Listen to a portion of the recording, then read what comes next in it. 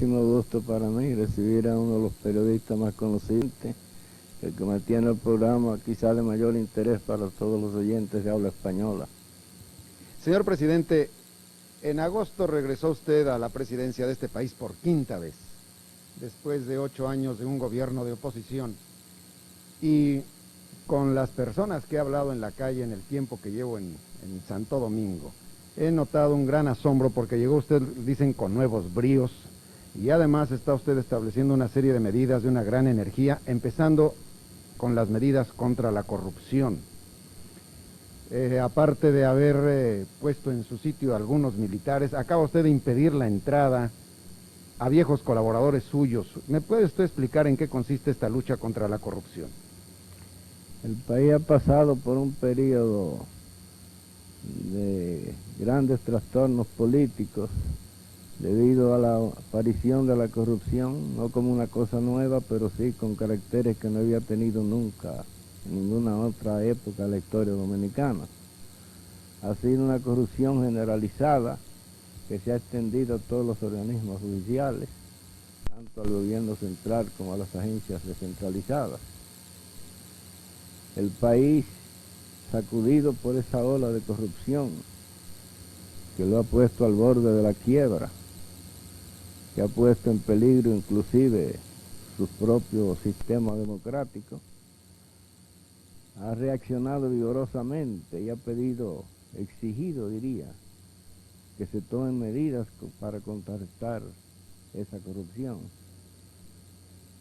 Al llegar yo a la presidencia en 1978, después de unas elecciones democráticas totalmente libres,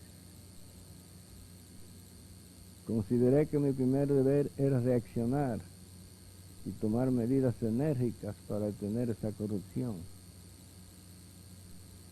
El país entero me ha respaldado y me respalda en esas medidas. No solamente me respalda, sino que me reclama cada día que las ejecute con mayor energía y con mayor rapidez. Contra la corrupción se ha oído aquí la voz de todas las instituciones responsables, principalmente la de la Iglesia Católica, el arzobispo de Santo Domingo, Monseñor López Rodríguez, en distintas pastorales, en pronunciamientos que viene haciendo casi constantemente a través de la prensa. Se ha sumado a ese clamor general y también ha exigido enérgicamente que se le ponga fin a la corrupción. La primera medida que yo he tomado para contrarrestar la corrupción es constituir un gobierno constituido por personas de reputación intachable, jóvenes técnicos en su mayoría, muchos de ellos que no alcanzan todavía la edad de 40 años y que no han participado en ninguno de los gobiernos anteriores, o que tuvieron una participación muy somera en esos gobiernos y en ellos se condujeron de una manera ejemplar. Además he llamado también muchas mujeres de las más activas en la lucha por la reivindicación de los derechos de la mujer en nuestro país y en el mundo. Y en fin, he constituido un gabinete de personas que representan el pensamiento de las nuevas generaciones. He excluido del gabinete presidencial y de todos los cargos claves de la administración pública a personas pertenecientes al pasado, tachadas, tildadas muchas de ellas de actos de corrupción. Eso me ha dado mucho crédito ante la opinión pública y ha facilitado enormemente la tarea que estoy llevando a cabo para ofrecerle al país una administración honesta, en que el pueblo sepa en qué se invierte cada centavo que entre al erario público. Señor presidente, las Fuerzas Armadas están complicadas en esta corrupción. Sí, las Fuerzas Armadas siempre han sido aquí, creo que también en muchos otros países de la América Latina, el primer centro de la corrupción. Por la índole misma, las funciones que desempeñan se prestan a actos de corrupción, al uso mal hecho de los fondos del erario público. Las Fuerzas Armadas, que están constituidas por varios cuerpos, la marina, la aviación, el ejército, la policía, tienen un gran personal, tienen sus propias intendencias, hacen sus propias compras y a través de esa autonomía las Fuerzas Armadas pueden utilizar los fondos que reciben para sus atenciones, las atenciones propias de la misión que desempeñan, hacen su propio uso de esos fondos y los invierten generalmente en provecho propio. Es decir, usan los fondos de una manera que pueda aprovecharle a través de las compras, de las grandes compras que hacen, las comisiones que reciben y en fin, las combinaciones que se realizan y que facilitan enormemente a los militares obtener beneficios impropios, indebidos en el ejercicio de sus funciones. Esa corrupción aquí en Santo Domingo llegó a alcanzar, como creo que ha alcanzado también en otros países de la América Latina, caracteres alarmantes. Pero en este gobierno, del llamado Gobierno de Concentración Nacional de los últimos 4 años, alcanzó niveles increíbles.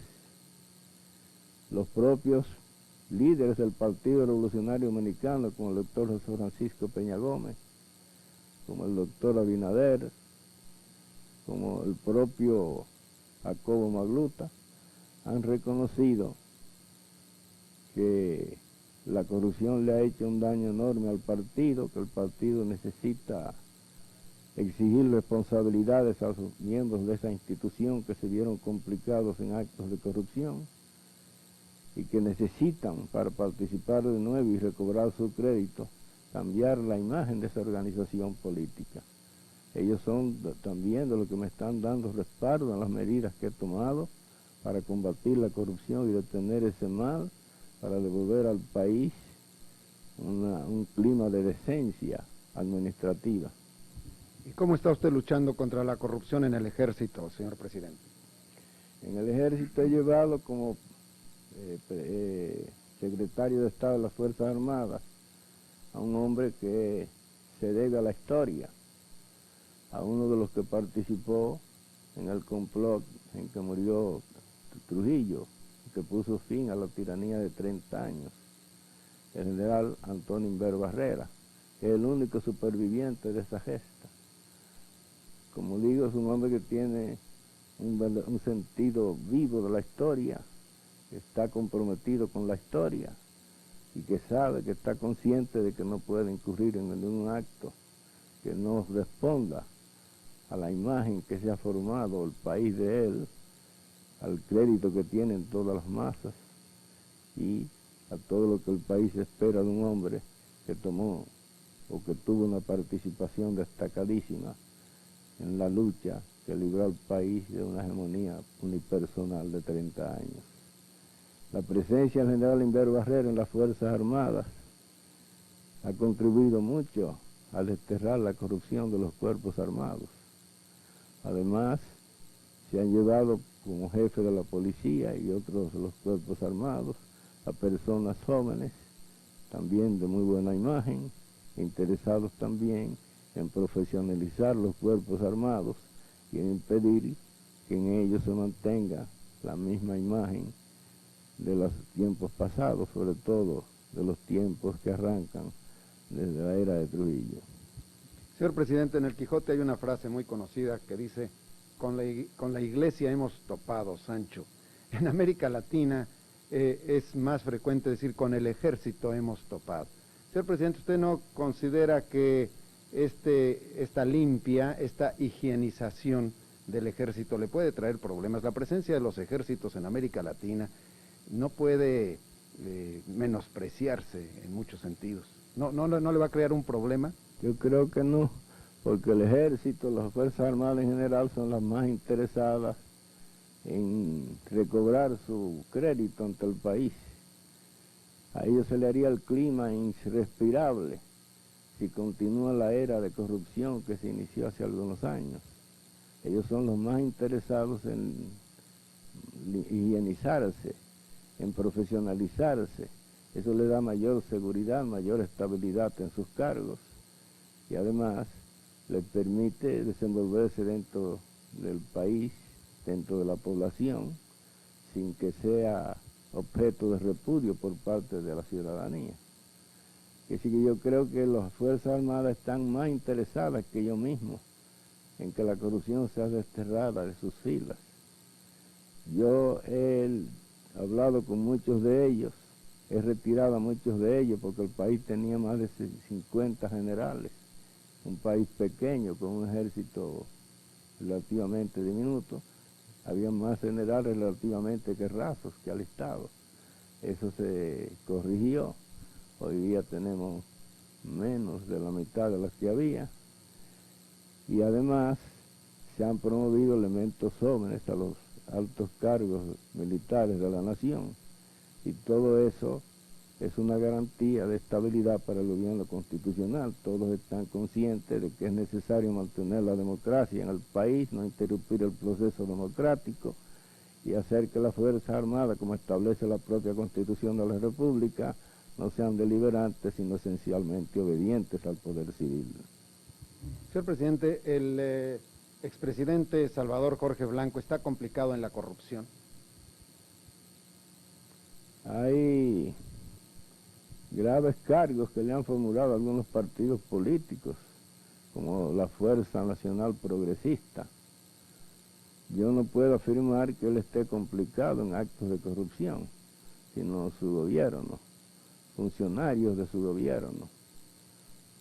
Es un asunto que está todavía muy controvertido. Muchas personas consideran que él no tuvo el tacto necesario para evitar sus relaciones con personajes corruptos que tuvieron una actuación destacada en su gobierno. Pero yo no puedo personalmente acusarlo a él de actos de corrupción. Es un asunto que se va a debatir probablemente en los tribunales.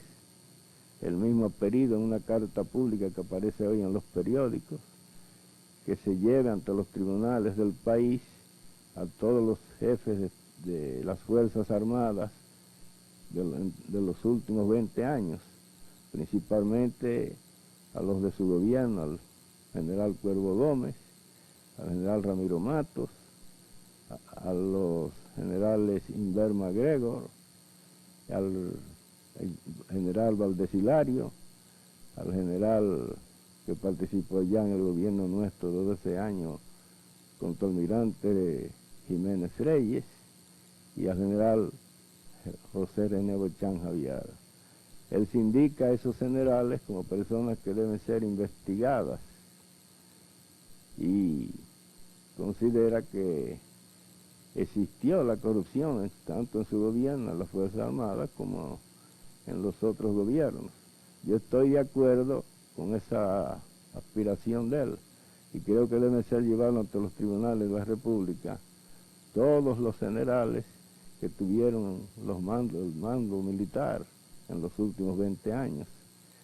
Creo que esa petición del expresidente Jorge Blanco debe ser extendida, ampliada, y que lo que debe hacerse es un proceso en que se revisen los actos de todas esas administraciones de los últimos 20 años, la que yo tuve el honor de presidir durante 3 periodos consecutivos, la que presidió el señor don Antonio Guzmán Fernández, y la que presidió el señor Jacobo Magluta, y por último el doctor Jorge Blanco.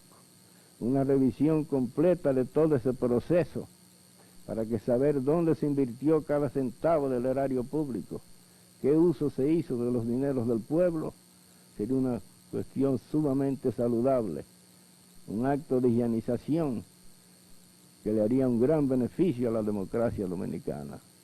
Estoy totalmente de acuerdo con una revisión total de los últimos 20 años, de la administración de los últimos años, para que el país tenga la seguridad de quienes han sabido administrar y de quienes han hecho un uso indebido de los fondos del erario nacional. ¿Usted llegaría hasta la etapa en que el propio expresidente Blanco respondiera de sus actos ante un juez? Estaría de acuerdo, inclusive lo acompañaría, para si él me acusa, yo responderle, y si yo lo acuso, que él me responda. y que el juez juzgue, el país juzgue y el país decida. Señor presidente, ¿puede usted hacer un cálculo de cuánto dinero fue desviado por la corrupción?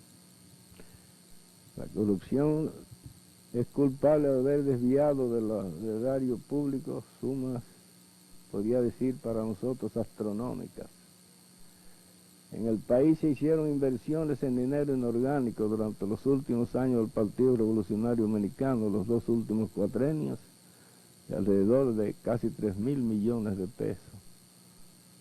Además, se recaudaron grandes sumas de dinero, porque se establecieron impuestos muy cuantiosos, impuestos que proporcionaron al Estado muchos fondos, como por ejemplo el impuesto sobre la venta, el valor agregado, que existe en México y en otros países, que para nosotros era una novedad, impuestos como el ad valorem, que se estableció por la vía administrativa sin pasar por el Congreso Nacional, y otras cargas impositivas de la misma índole, como los recargos cambiarios del 36% sobre los productos tradicionales de exportación.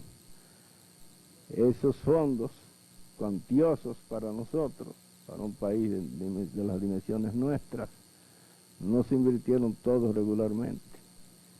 Podría decirse, haciendo un cálculo prudente, que por lo menos la mitad de esos fondos no fue invertida correctamente. Señor presidente, hablando de otras cosas, viendo con preocupación la política centroamericana y del Caribe, en los últimos días parece haber habido una agudización de la crisis de relaciones entre Honduras y Nicaragua. ¿Cómo observa usted el futuro de esta región? No abrigo muchas esperanzas de que ese conflicto se resuelva rápidamente. Creo que en definitiva el grupo de contadores ha hecho una buena labor, pero la labor del grupo de contadores ha sido hasta ahora necesariamente ineficaz. Es ineficaz porque en definitiva el conflicto en Centroamérica no es más que el reflejo de la lucha que mantienen por la hegemonía del mundo las 2 grandes potencias directoras de la humanidad. Ese conflicto, ese pequeño conflicto en 5 países diminutos geográficamente, no podrá resolverse, a mi juicio, mientras no se llegue a un entendimiento entre las 2 grandes potencias que se dividen o se disputan la hegemonía del mundo. Y mientras esa disputa por la hegemonía mundial persista, también persistirá probablemente el conflicto en Centroamérica, como persistirá en Afganistán, como persistirá en el Medio Oriente, como persistirá en otras muchas partes del mundo. Si no se resuelve, si no se llega a un entendimiento entre las grandes potencias, el conflicto en Centroamérica seguirá vivo, como seguirá latente y trastornador, como lo es en Afganistán y en otras partes, en otras latitudes de la Tierra. Por eso yo no tengo fe, no tengo mucha fe en la labor del grupo de contadoras. Será necesariamente ineficaz porque es, como digo, una consecuencia del conflicto que mantienen las 2 potencias que conocemos para el dominio de la humanidad, para el dominio del mundo. Cada una respondiendo a sus propios intereses, unos más afines a la democracia, otros más afines a los sistemas totalitarios. De modo que la posibilidad de que se entendieran Managua y Tegucigalpa directamente es muy remota. Me parece que será muy remota. Repito, ¿por qué razón?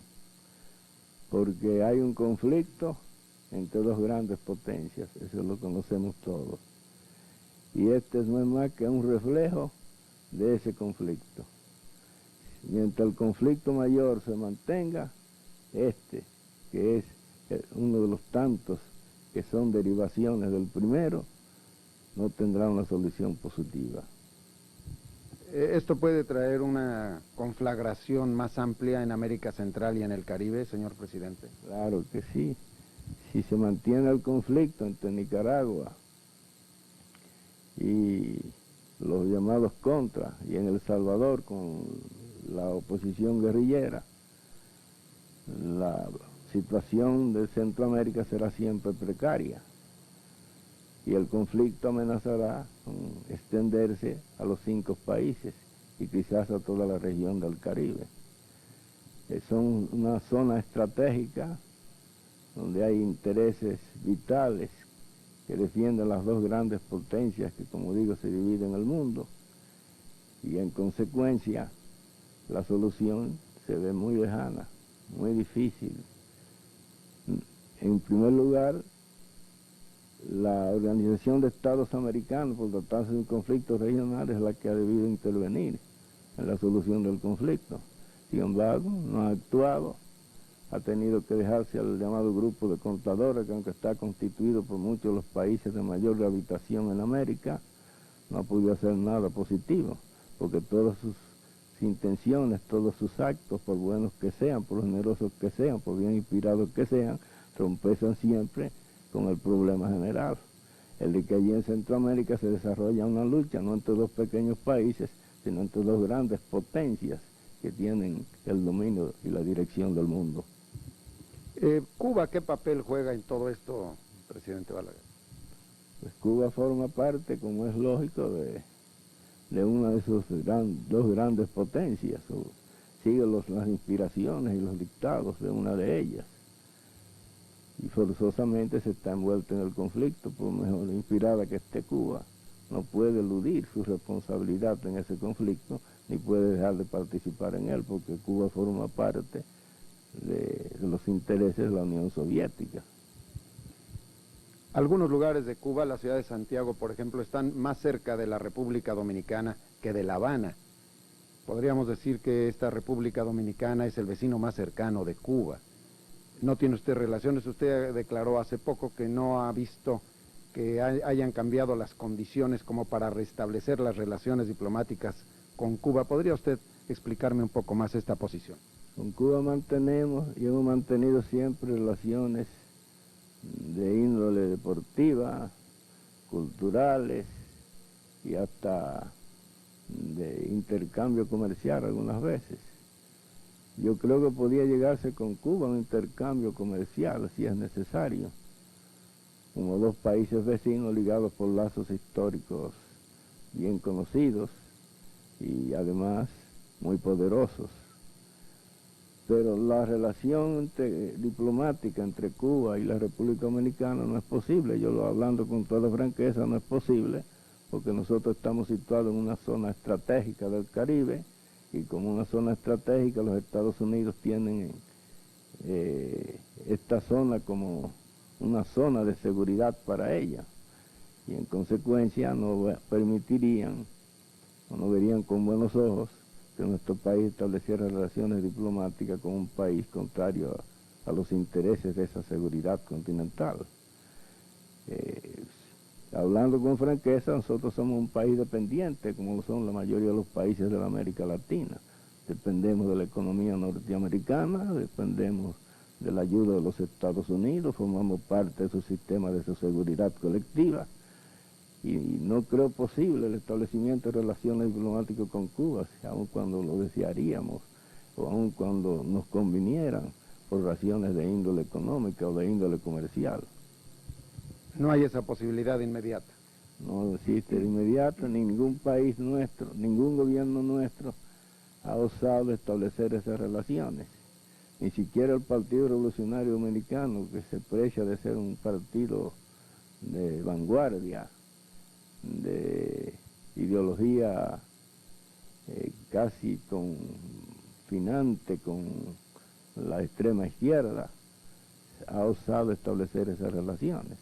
Está consciente de que no podía sobrevivir si Estados Unidos lo aísla, porque nuestra economía, principalmente dependiente del azúcar y otros productos de exportación llamados tradicionales, depende de los Estados Unidos, está supeditada a los Estados Unidos, al mercado preferencial norteamericano.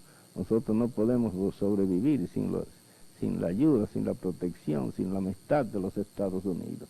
Cualquier cosa que se diga en contrario es pura ilusión, un puro engaño, y no tendría sustentación ninguna en la realidad. Presidente Balaguer, las relaciones con su vecino, con quien comparten ustedes esta isla, ¿cómo son ahora con Haití? Con Haití las relaciones nuestras son sumamente cordiales. Estamos interesados en que Haití evolucione hacia un sistema democrático estable. Creemos que nuestra estabilidad está ligada íntimamente a la estabilidad haitiana, que le hemos dado toda la protección necesaria, toda la ayuda necesaria. Hemos mantenido una vigilancia constante en las fronteras para impedir que traspasen esas fronteras y se trasladen a Haití personas que puedan llevar a ese país la subversión y la inquietud.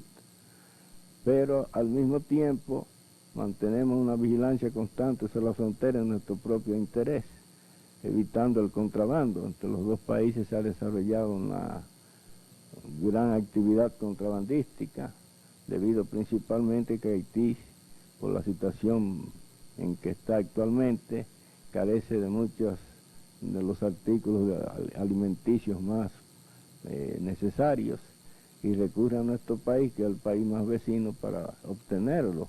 Como no hay relaciones normales a través de la frontera terrestre, recurren a esa medida ilegal, al contrabando, y se surte en gran parte de la economía dominicana. Ese contrabando en las relaciones entre los dos países está favorecido muy particularmente por el hecho de que la moneda haitiana no está devaluada como la dominicana. El GUR de la moneda haitiana está casi a la par con el dólar, y es de interés para los dominicanos que tienen una moneda devaluada atravesar la frontera clandestinamente y vender sus productos en Haití a precios mucho más remunerativos que lo que obtendrían en la República Dominicana. Bueno, es que la situación económica en nuestros países al sur de tiempos peor que en los tiempos anteriores. La deuda externa de la República Dominicana, ¿de cuánto es y cómo pesa sobre cada habitante de esta nación? La deuda externa nuestra ha crecido enormemente en los últimos años durante los 2 cuatrenios del Partido Revolucionario Dominicano.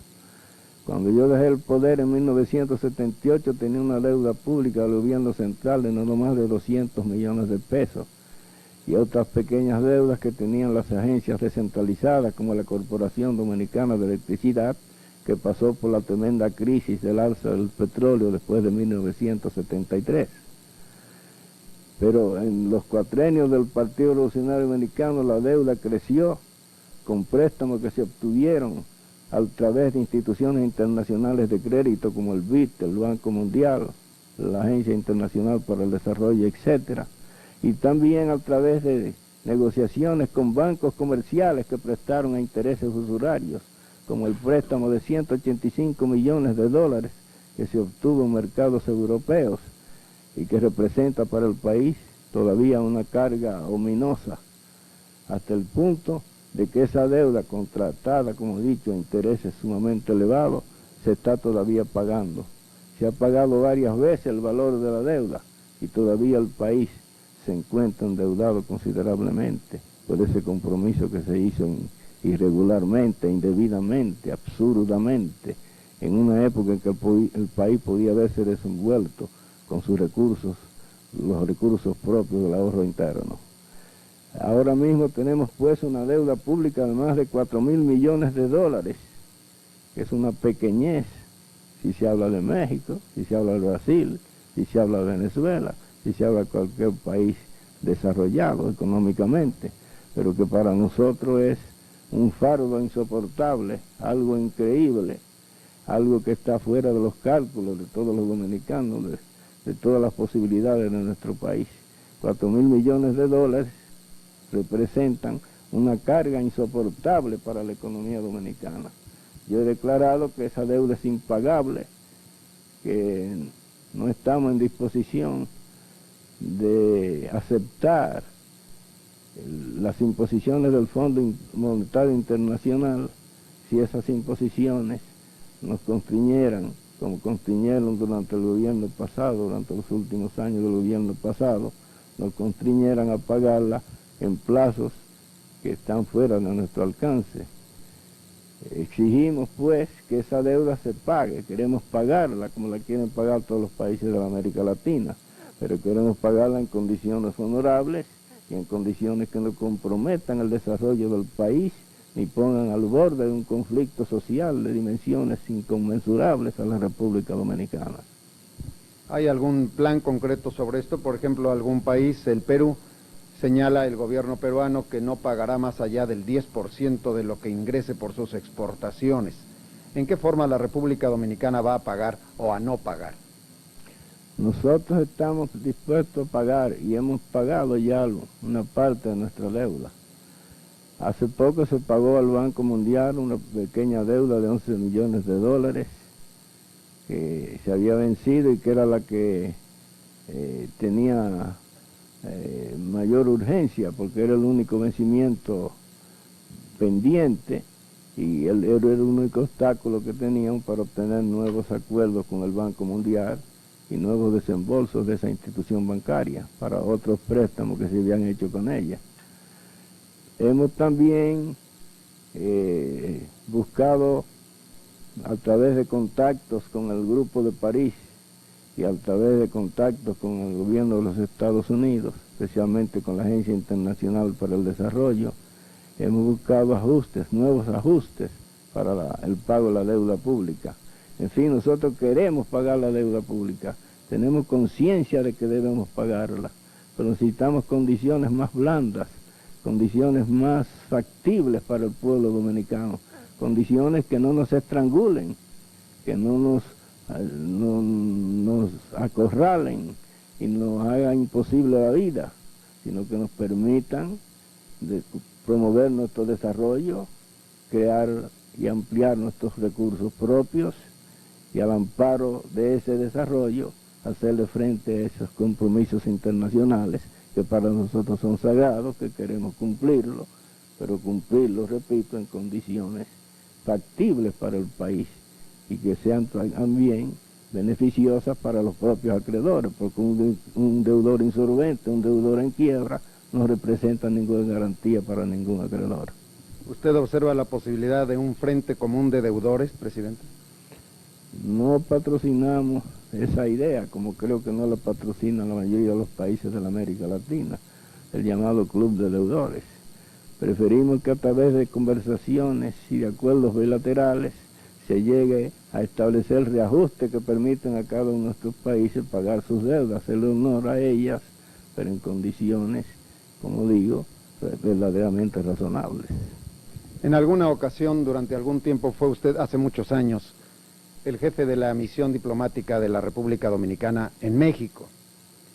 Y seguramente observó usted el desarrollo de la reforma agraria en México, generada por la revolución que comenzó en 1910. Creo que aquí en su país, señor presidente Balaguer, también hay problema de tenencia de la tierra. De alguna manera está usted enfrentándose a este asunto y hay alguna inspiración de la reforma agraria mexicana. Sí, señor. Durante los 2 años que pasé en México, entre 1948 y 1950, representando a mi país, pude estudiar profundamente la reforma agraria mexicana, leer la historia y compenetrarme con las grandes figuras de México, las figuras de la revolución, especialmente la de Emiliano Zapata. Cuando yo dicté en 1972 aquí el Código de Agrario, llamado Código Agrario, me inspiré principalmente en su fórmula, la tierra para quien la trabaja.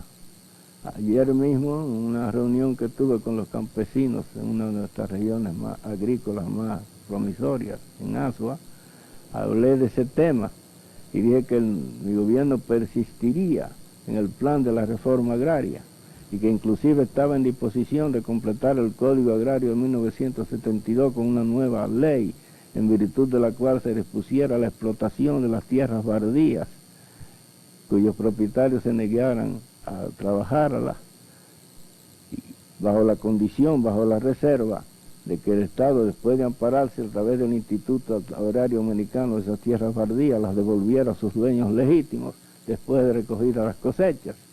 Esa idea se me ocurrió en presencia de una gran extensión de tierra adquirida en la provincia de Azua, donde se construyó una presa que la construyó mi gobierno, la de Sabana Yegua, y un canal, el canal de Yaque del Sur, que costó una suma cuantiosa y que permite el regadío de esas tierras. Repito, ayer mismo se me ocurrió en presencia de esas tierras baldías esta ley, porque no es posible que en una provincia que se estamos prácticamente al borde de la desesperación, donde hay masas depauperadas que pasan hambre, donde hay un gran desempleo, existan tierras ociosas, pues simplemente porque exista un conflicto en sus propietarios que se nieguen a sembrarlas. Para los campesinos es una tentación, es un llamamiento a la revolución, un llamamiento al desorden, un llamamiento a la subversión, que se esté muriendo de hambre y que ante sus ojos se presente una gran extensión de tierras óptimas para el cultivo, que permanecen ociosas por un conflicto de intereses entre particulares. Soy partidario de la reforma agraria al estilo de México, la tierra para quien la trabaja, pero con respeto absoluto a la propiedad privada y en forma pacífica. Yo hice, por ejemplo, que todas las tierras aloceras del país, que son las mejores tierras, pasaran en su inmensa mayoría al Instituto Agrario Americano y se distribuyeran entre agricultores sin recursos, alegando que en las regiones del país donde el Estado construía obras de infraestructura de gran valor, canales de regadío, presas, obras que hagan posible el cultivo de la tierra, que no es posible donde se hagan esos desembolsos, que son el fruto de la sangre del pueblo americano, del ahorro del pueblo americano, el fruto del dinero proveniente de los bolsillos del contribuyente dominicano, pasaran a ser disfrutadas por grandes terratenientes y no por los agricultores sin recursos, es decir, para aquellos para los cuales el principio de la justicia social encargado en el lema de Emiliano Zapata era una cuestión de vida o muerte. La tierra que la hizo Dios, que es anterior al hombre, para quien la trabaja y para quien, de acuerdo con la sentencia bíblica, la riega con el sudor de su frente. Señor presidente, esta intención la veo yo en algunos casos aquí en la República Dominicana, pues un poco desfasada, un poco contraria a la realidad de lo que uno puede ver en las calles. Por ejemplo, en mi estancia aquí, me llamó la atención el enorme número de coches alemanes de los más altos precios. Indagué y alguien me dio el dato de que hay en esta república pequeña y con tantos problemas, más coches de ese tipo que en todo el estado de Florida en los Estados Unidos. ¿No le parece a usted que hay una gran desigualdad? Sí, señor. Eso se debe primero a la tendencia nuestra, que no es exclusivamente nuestra, sino de todos los países de ascendencia española. La tendencia a la vida fácil, a eludir el trabajo, a hacer más fácil la existencia sin necesidad de esforzarse, de sacrificarse, de imponerse privaciones. Es decir, en una palabra, la tendencia al lujo y al boato. Pero también se debe que en el gobierno anterior, el gobierno de Concertación Nacional, se dieron cuantiosas exoneraciones para automóviles de lujo. Yo jamás en 12 años de gobierno concedí una zona de exoneración para un carro Mercedes-Benz considerado como un carro de lujo. Se la di únicamente al rector de la Universidad de Santo Domingo, la Universidad Autónoma, la UAS, precisamente un líder contrario a mi partido, un líder del Partido Revolucionario Dominicano, el doctor don Antonio Rosario, que era rector de esa casa de estudios y que pagó por un precio único la suma de 14,000 pesos para que se le diera esa exoneración. Fue esa la única exoneración de un carro Mercedes-Benz, de un carro de lujo que yo le di durante 12 años. Pero después, en el gobierno de los partidos revolucionarios dominicanos, en los 2 últimos cuatrienios, se multiplicaron esas exoneraciones. Se trajeron aquí carros de lujo, y usted ve por eso, con gran sorpresa, usted que viene de un gran país en pleno desarrollo, ve con gran sorpresa que en esta pequeña república, en esta pequeña nación, en este peñón del Caribe, haya más carros de lujo casi que transeúntes. ¿Y qué va a hacer contra eso, presidente? no dar una sola exoneración para un carro de lujo, ni permitir que se traigan carros de lujo a la República Dominicana, sino en casos muy excepcionales. Para eso se han establecido, y ya también lo había establecido en sus últimos meses el gobierno anterior de Concentración Nacional, cuotas para la importación de vehículos.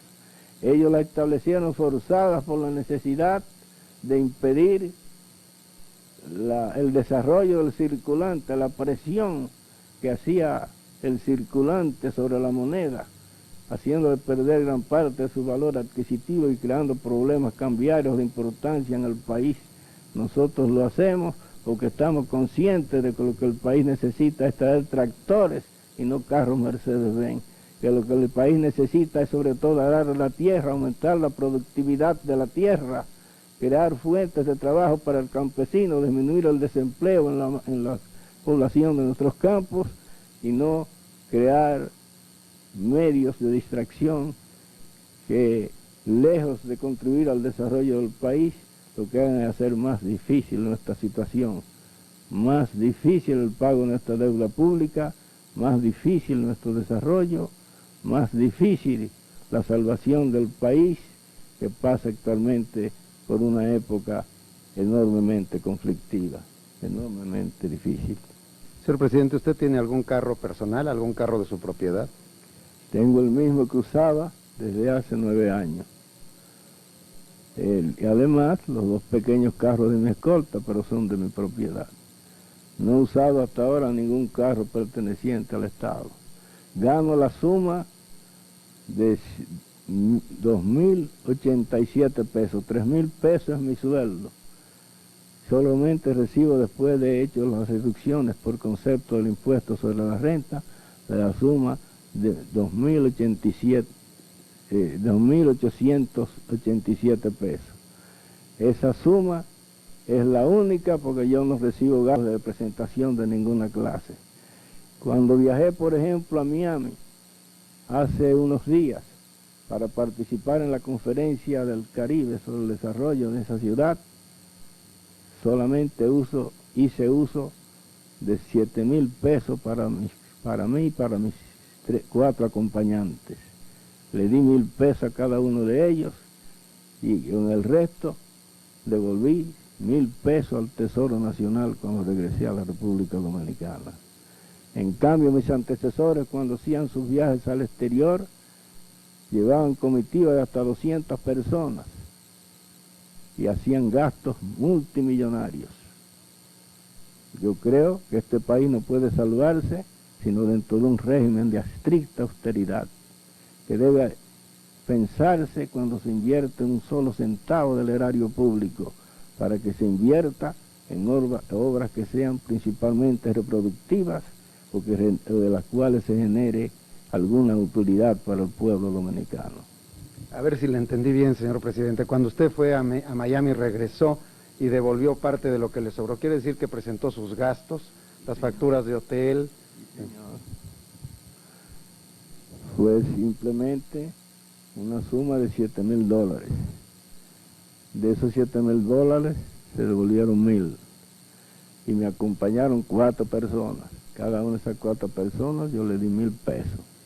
Eran militares que me acompañaban como escolta de seguridad. Señor presidente, 2.800 pesos dominicanos son alrededor de $900 de Estados Unidos al mes. Ese es mi sueldo, con eso vivo. He sido un hombre organizado toda mi vida, he hecho mis pequeños ahorros, no tengo fortuna, pero sí me suelo desenvolver porque soy de los dominicanos que cree que uno debe cubrirse hasta donde le alcanza la sábana. Ese ha sido mi lema durante toda mi vida.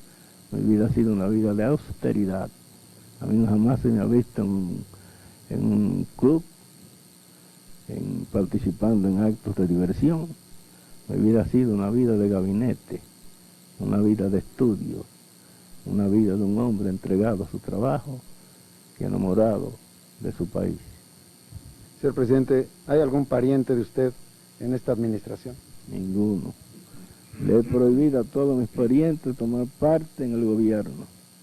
No he nombrado a un solo pariente mío en la administración, excepto el secretario político del Partido Reformista Social Cristiano, que se le nombró cónsul en Nueva York. Él es actualmente el cónsul en New York, pero él hizo la campaña política durante varios años y tenía derecho a esa posición, pero fue una posición modesta que se le dio por algún tiempo, porque no quería emplearlo, a pesar de que tenía derechos bien ganados para ello en el gabinete presidencial. No quería que en el gabinete, ni como secretario, ni como subsecretario de Estado, figurara ningún pariente mío. Y he mantenido inflexiblemente esa política. Ahora mismo acabo de expulsar de mi escorta a personas que eran entrañables amigos míos, que me acompañaron en las luchas políticas durante toda mi vida, durante más de 50 años, y los expulsé de mi escolta civil porque crearon una compañía para hacer actos, desarrollar actividades lucrativas, y consideré que esas actividades lucrativas podían empañar a la imagen del gobierno, porque esas personas, con su presencia en el Palacio Nacional, podían hacer tráficos de influencia y obtener beneficios ilícitos a través de la compañía que habían formado. ¿Les impidió usted la entrada al palacio o nada más los...? Tienen derecho al acceso al palacio. Entre ellas hay una señora llamada Benilda Balaguer, casada con un coronel del ejército llamado Bello Rocha, que era la presidenta de esa compañía y que no es pariente mía a pesar de que lleva mi nombre. Pero ellos se titulan parientes y yo los acepto como parientes aunque no lo son.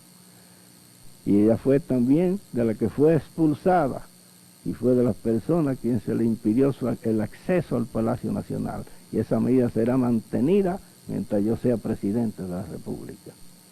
Señor presidente, acaba usted de tomar posesión en agosto. ¿Cuánto dura el periodo presidencial en la República Dominicana? Solamente 4 años. ¿Y luego puede ser reelecto? Todavía no se ha prohibido la reelección, aunque hay un proyecto que presentó precisamente el doctor Salvador Jorge Blanco, el expresidente de la República, Salvador Jorge Blanco, que prohíbe la reelección y que introduce algunas reformas constitucionales de gran interés con las cuales yo estoy totalmente de acuerdo. Entre ellas la que tiende a devolverles la independencia absoluta al Poder Judicial, no solamente teóricamente, sino inclusive estableciendo en favor del Poder Judicial un presupuesto independiente para que ellos manejen sus propios fondos y gocen de absoluta independencia con respecto a los demás poderes del Estado. Además, en ese proyecto de ley se establece el principio del control de la constitucionalidad de las leyes al estilo norteamericano, es decir, el control de la constitucionalidad de las leyes de motu propio por la Suprema Corte de Justicia. Se descartó la idea de establecer un tribunal de garantías constitucionales como en España, porque se consideró que era más factible y más práctico para nosotros establecer una Cámara especial en la Suprema Corte de Justicia que ejerciera el control de la constitucionalidad de las leyes. Señor presidente, le agradezco profundamente el honor de que nos haya recibido y le agradezco también los conceptos que hemos escuchado que han sido para nosotros sumamente orientadores. Esta entrevista de la agencia ECO está pasando en las comunidades de hispanoparlantes en los Estados Unidos, en la República Mexicana, en muchos países de América Latina a través de satélite. Quisiera usted decirnos algo para terminar. La única cosa, saludarle a usted con gran admiración, reconocer en usted, como lo dije al principio, quizás el mejor promotor de programas de televisión de gran interés en la América Latina, y además valerme de su bondad para transmitir al pueblo de México mis sentimientos de admiración, de respeto y de simpatía. Conservo un grato recuerdo de mi estancia en ese país y como todos los americanos vivimos orgullosos de México. Todos en cierto modo nos sentimos también mexicanos por el carácter de ese pueblo que ha defendido con ardor, con osadía, con energía, con heroísmo su propia independencia y que siempre ha estado al lado de los países débiles, defendiendo el derecho de no intervención y el principio de la igualdad de las soberanías nacionales. Muchas gracias, señor presidente Balaguer. Desde el Palacio Presidencial en Santo Domingo, hemos llevado a través de la agencia ECO una entrevista con el señor Joaquín Balaguer, presidente de la República Dominicana. Muchas gracias.